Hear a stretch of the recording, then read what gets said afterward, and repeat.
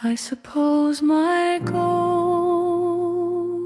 is not only to prove to Logan how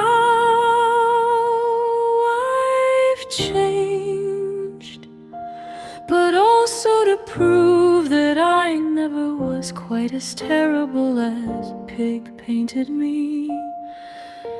A writer is always selling somebody out. It is, after all, logically contradictory that she would forget all my good points, for I remember all of hers, both the good and the bad.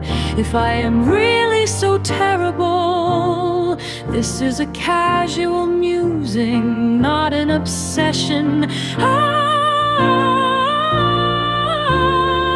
could she, whom I'd always judge to have a rather good sense of people, ever have allowed herself to befriend me? And what's more, to stay friends for a year, and even to fall in love with me.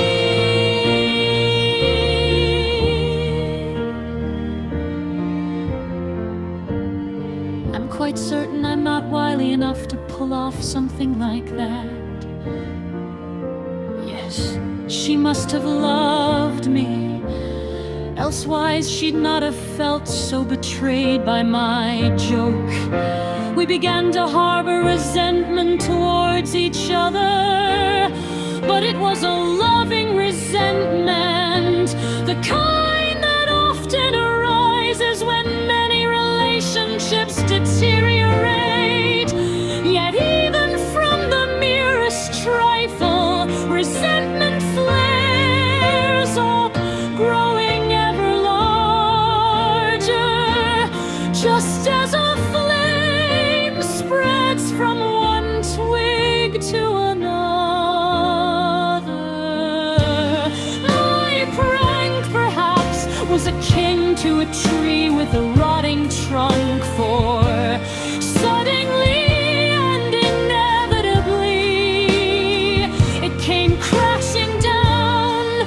No, it was her mother's involvement that was the tree, while my prank was the wine bottle that I had accidentally knocked off and shattered to pieces from that unstable table, which had served as the very foundation for the friendship we were awkwardly attempting to renew.